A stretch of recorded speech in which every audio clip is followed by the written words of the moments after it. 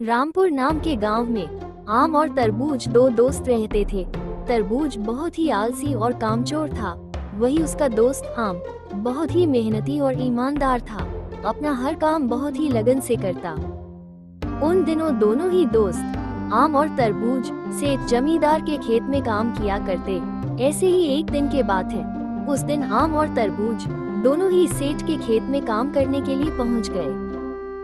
खेत में जाकर आम काम करने लगा, लेकिन वहीं पर तरबूज खेत में जाकर अपने बैल को बांधकर पेड़ के नीचे आराम करने लगा, जिसे देखकर आम ने तरबूज से कहा, तरबूज उठो, तरबूज उठो, तरबूज तुम सो क्यों रहे हो? अरे भाई तरबूज, मैं तुम्हें कई दिनों से देख रहा हूँ कि तुम खेत में काम करने के बजाय इस पेड़ के नीचे बैठकर आराम कर रहे हो। तुम्हारी तबीयत तो ठीक है ना? अरे क्या बताऊं आम, रात को सोने के बाद भी पता नहीं क्यों यहाँ पर आते ही नींद आने लगती है। यहाँ पर आते ही मुझे शरीर में थकान सी महसूस होती है।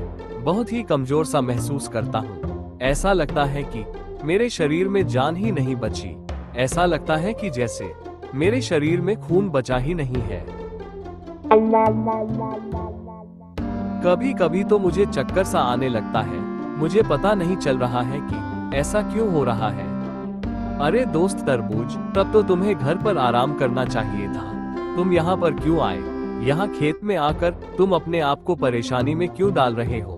अगर तुम्हें कुछ हो गया तो? चाहता तो मैं भी था कि मैं घर पर आराम करूं, लेकिन मैं क्या कर सकता हूं? तुम तो जानते ही हो कि मेरे घर में कमाने वाला मेरे सिवाय और कोई नहीं है। अगर मैं भी घर पर बैठ जाऊंगा तो फिर मेरे परिवार का क्या होगा? अगर मैं यहाँ पर आऊंगा तो थोड़ी देर ही सही काम तो करूंगा, जिससे कम से कम घर में खाने के 2 दाने मिल जाया करेंगे।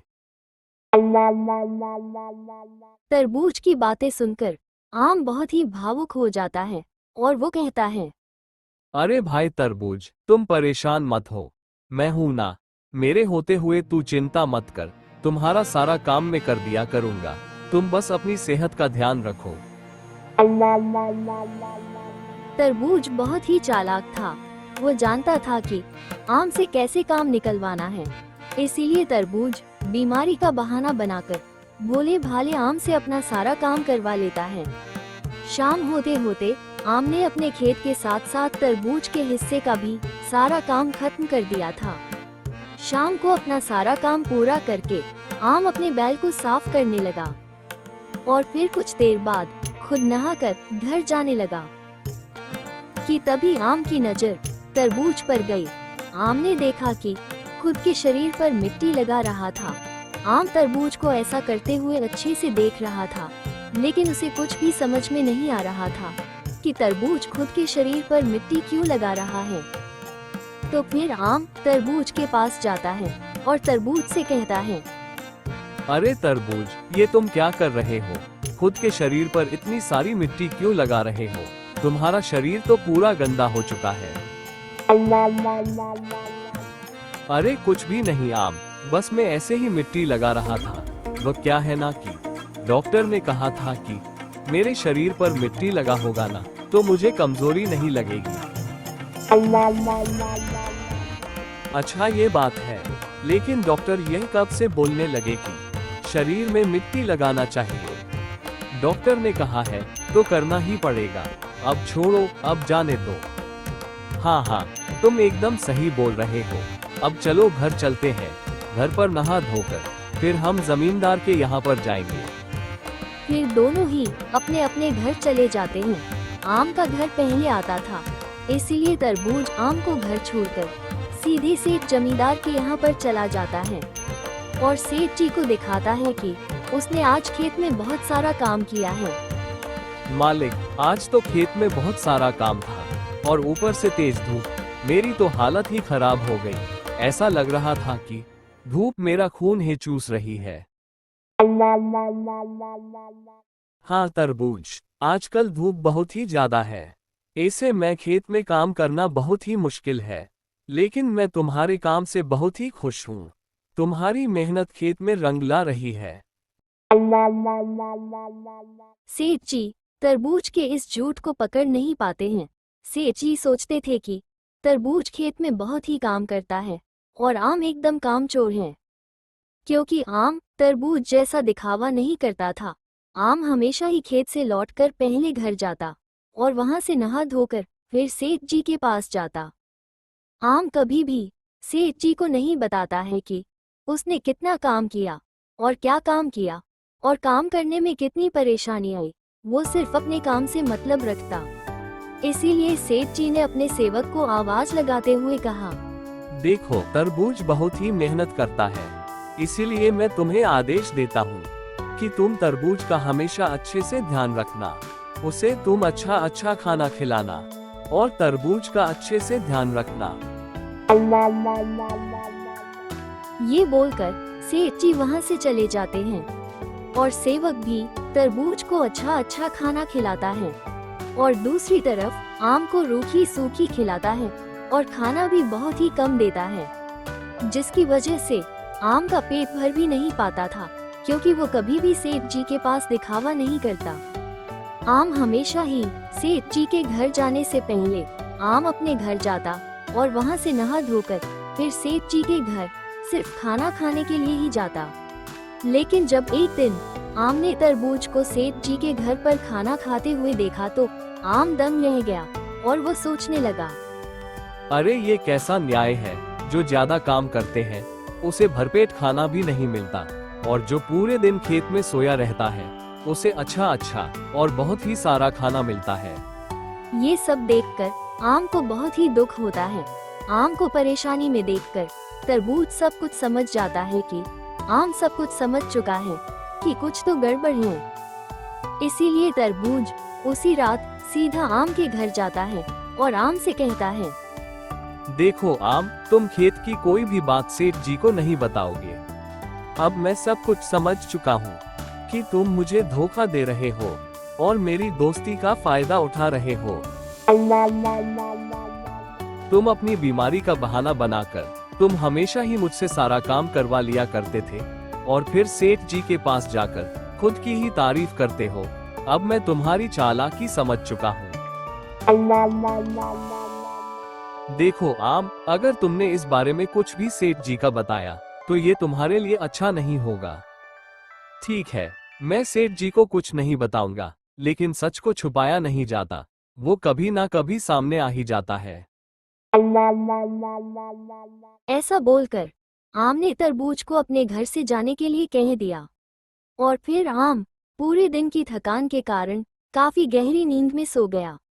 वही यहाँ पर तरबूज पूरे दिन सोने के कारण उसे रात में नींद ही नहीं आ रही थी और वो पूरी रात जागता रहता है।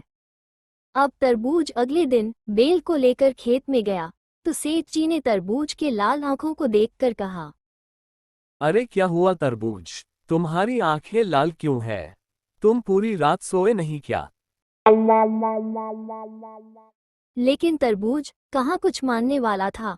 वो बड़ी चालाकी से कहता है, अरे क्या बताऊं सेठ जी, रात को बहुत सारे मच्छर काटते हैं। दिन में पूरे दिन मेहनत करने के बाद रात को ठीक से सो भी नहीं पाते हैं। इसी की वजह से मेरी आंखें लाल हो गई है। तुम मेरे खेत में इतने अच्छे से मेहनत करते हो तो मेरा भी कुछ फर्ज बनता है कि मैं तुम्हारा अच्छे से देखभाल करूं। आज से तुम मेरे घर में सोओगे, तुम्हें वहां पर कोई भी परेशानी नहीं होगी। और फिर सेठ जी तरबूज की और भी अच्छे से खातिरदारी करते हैं और अब से तरबूज सेठ जी के घर पर रहने लगा। अब उसकी जिंदगी पूरी तरह से बदल गई। ऐसे ही कुछ दिन चलता रहता है। वो रोज खेत में बेल को लेकर जाता तो जरूर, लेकिन वहां पर कोई भी काम नहीं करता और पूरे दिन पेड़ के नीचे बैठकर आराम किया करता। वहीं पर आम पूरे दिन खेत में खूब मेहनत करता। ऐसे ही एक दिन की बात है, एक बार तरबूज थोड़ा सा खाना खाता है और बाकी का छोड़ देता है। ये सब देखकर सेवक तरबूज से कहता है, मैं तुम्हें कई दिनों से देख रहा हूँ कि तुम खाना बहुत ही कम खा रहे हो और पूरा खाना तुम बर्बाद कर देते हो। जब तुम्हें थोड़ा सा ही खाना है तो थोड़ा ही लो ना, खाना बर्बाद क्यों कर रहे हो? तुम्हें तो इतना अच्छा सा खाना मिल रहा है और वहां पर देखो, बेचारे आम को उसे रूखी सूखी मिलता है। उसमें भी उसे भरपेट खाना नहीं मिलता। तुम अपना काम करो, मुझे मत सिखाओ कि मुझे क्या करना है। सेठ जी ने तुम्हें कहा है ना कि तुम मेरी सेवा करोगे, तो बस तुम मेरी सेवा करो। ज्यादा आम की तारीफ मत किया करो मेरे सामने। ऐसे तरबूज सेवक को खूब डांटता है। सेवक कर भी क्या सकता था। सेठ जी ने कहा था कि उसे तरबूज की सेवा करनी है। तभी सेवक को तरबूज के ऊपर कुछ संदेह होता है कि कुछ तो गड़बड़ है। जो पूरे दिन इतना मेहनत करता है वो इतना कम खाना कैसे खाएगा, और जो पूरे दिन आराम करता है वो इतना ज्यादा खाना कैसे खाएगा। ऐसे सेवक के मन में कुछ सवाल उठ रहे थे। सेवक सीधा सेठानी जी के पास चला जाता है और सेठानी जी को पूरी बात बताता है। मामले की बात को जानकर सेठानी जी ने सेठ जी से कहा, आपको एक बार खेत में जाकर देखना चाहिए कि तरबूज और आम कैसे काम करते हैं। अरे इसमें देखना क्या है, मुझे पता है कि तरबूज पूरे दिन खेत में खूब मेहनत करता है और वहीं पर कामचोर आम पूरे दिन खेत में आराम किया करता है। मुझे खेत में जाकर देखने की कोई जरूरत नहीं है। सेठ जी के ऐसा बोलने पर सेठानी जी ने सेठ जी को तरबूज पर संदेह है इसका कारण बताया। अच्छा ठीक है भाग्यवान, अगर तुम्हें तरबूज पर संदेह है तो एक बार मैं बिना बताए खेत में जाकर देखता हूँ कि कौन खेत में मेहनत करता है और कौन आराम करता है, कौन काम चोरी कर रहा है। और फिर अगले दिन सेठ जी बिना किसी को बताएं खेत में चले जाते हैं। खेत में जाकर सेठ जी ने देखा कि आम वहाँ पर बहुत ही मेहनत कर रहा है, जैसे कि वो अपने खुद के खेत में ही काम कर रहा हो। और जब सेठ जी ने चारों तरफ देखा तो तरबूज उसे दूर दूर तक कहीं पर दिखाई नहीं दिए। सेठ जी ने तरबूज को बहुत ही ढूंढा तो देखा कि वो पेड़ के नीचे आराम कर रहा है। तो फिर सेठ जी बिना कुछ बोले वापस अपने घर चले जाते और घर जाकर सेठानी जी को सारी बात बताते हैं। आज तो तरबूज की खेर नहीं, आने दो तरबूज को, अब मैं उससे बताता हूँ। तरबूज ने मुझे बेवकूफ बनाया। लेकिन मुझे आम के बारे में सोचकर बहुत ही दुख हो रहा है। वह खेत में इतना काम करता है, फिर भी उसे भरपेट खाना तक नहीं मिलता, और तरबूज पूरे दिन आराम करता है तो उसे अच्छा अच्छा खाना मिलता है। आम के साथ बहुत ही बड़ा अन्याय हुआ है। आप आम को कुछ और काम दे दीजिए और उसका पैसा भी बढ़ा दीजिए। सेठानी जी की बात सेठ जी को बहुत ही अच्छी लगती है और फिर सेठ जी शाम होने का इंतजार करते हैं। फिर शाम हो जाती है। शाम होते ही आम और तरबूज दोनों ही सेठ जी के पास आते हैं। सेठ जी तरबूज को अपने पास बुलाते हैं और तरबूज से कहते हैं, तरबूज तुम मेरे कमरे में आओ, वहां पर मेरा इंतजार करो, मुझे तुमसे कुछ बात करनी है।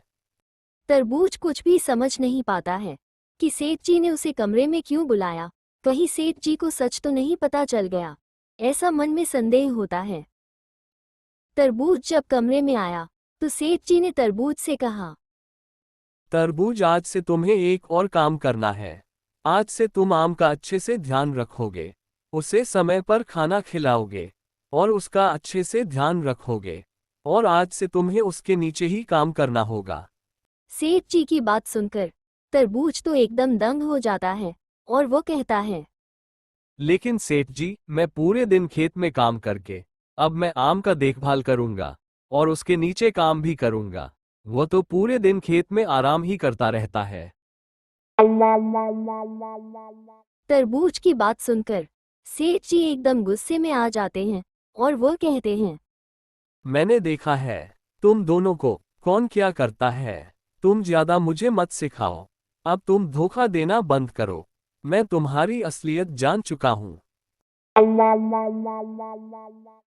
तुम सिर्फ खेत में जाकर सोते रहते हो, कोई काम नहीं करते और मेरे सामने झूठा दिखावा करते हो। काम तो वह आम करता है, वह पूरे दिन खेत में मेहनत करता है, इसी की वजह से खेत में इतनी हरियाली है, वरना तुम्हारे कारण तो खेत कब का नष्ट हो चुका होता। अब तुम निकल जाओ यहाँ से। आज के बाद तुम अपनी शक्ल मत दिखाना मुझे। सेठ जी मुझे माफ कर दीजिए, आज के बाद मैं ऐसा नहीं करूँगा। मुझे एक मौका और दीजिए, मैं आपको शिकायत का मौका नहीं दूंगा। और फिर सेठ जी तरबूज को लात मार के वहाँ से भगा देते हैं कि तभी आम सेठ जी के पैरों में गिर पड़ता है और सेठ जी से कहता है, सेठ जी, आप तरबूज को एक मौका और दीजिए। तरबूज मेरा दोस्त है, हम दोनों ने साथ में ही आपके यहाँ पर काम शुरू किया था। आप कृपा करके उसके साथ ऐसा मत कीजिए, नहीं तो उसका परिवार पूरी तरह से बिखर जाएगा। कृपा करके उसे एक मौका और दीजिए। आम के कहने पर सेठ जी मान जाते हैं और फिर सेठ जी कहते हैं, देखा तरबूज, तुमने आम के साथ धोखा किया, फिर भी वह तुम्हारे बारे में कितना अच्छा सोचता है। तुम्हें इससे कुछ सीखना चाहिए। अब तरबूज को अपने किए पर पछतावा हो रहा था। फिर वो आम से कहता है, मुझे माफ कर दो आम, मैंने तुम्हारे साथ कितना गलत किया, फिर भी तुम्हें मेरे किसी बात का बुरा नहीं लगा। मैं तुम्हारा एहसान कभी नहीं भूलूंगा। अरे, दोस्ती में माफी नहीं मांगी जाती, दोस्तों में तो छोटी बड़ी नोक झोंक हो ही जाती है। फिर सेठ जी कहते हैं, तरबूज, एक बात का ध्यान रखो, यह मौका तुम्हें सिर्फ आम की वजह से मिला है। अब तुम अपना काम अच्छे से करना, नहीं तो फिर तुम्हें कोई मौका नहीं दिया जाएगा। और आम, आज के बाद से तुम खेत में काम नहीं करोगे, बल्कि तुम मेरा हिसाब किताब संभालोगे, और आज से तुम्हें पैसे भी दोगुनी मिलेंगी। ये सुनकर आम को आज लगा कि अच्छे कर्मों का फल अच्छा ही होता है। मेहनत कभी भी बेकार नहीं जाता, वो एक ना एक दिन रंग जरूर लाता है। और अब वहीं पर तरबूज भी अब से खेत में बहुत ही अच्छे से काम करता। तरबूज अब समझ चुका था कि कामचोरी और दिखावे में कुछ नहीं रखा है, इसीलिए अब से तरबूज आलस का त्याग करके अब वो भी मेहनत करने लगा। तो आपको ये कहानी कैसी लगी, हमें कमेंट में जरूर बताना।